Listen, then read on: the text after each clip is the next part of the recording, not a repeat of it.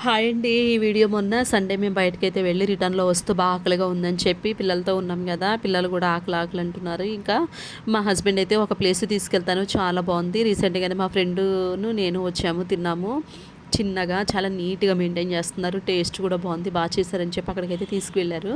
నాకేమో bagara rice with prawns fry అయితే order చేశారు. ఇంకా ఆయనేమో చిట్టి ముత్యాల బిర్యానీ విత్ చికెన్ ఫ్రై అయితే ఆర్డర్ చేసుకున్నారు. అయితే బగారా రైస్ కొంచెం అయితే వేసుకొని జాయ్సీ ఏమో పెరుగుతో తింటుందండి. జెన్సీ అసలు ఏం తినలేదు. జెన్సీ సరిగ్గా అన్నం తినేదంటే ఎక్కువగా స్నాక్స్ ఇట్లాంటివి తినడానికే ఇష్టపడుతుందనమాట. కొంచెం అవన్నీ కూడా స్పైసీగా ఉండడంతో జాయ్సీ పెరుగుతో తింటుంది. లేదంటే నార్మల్‌గా అయితే కారం తినడానికైతే ఇష్టపడుతుందండి రీసెంట్‌గా.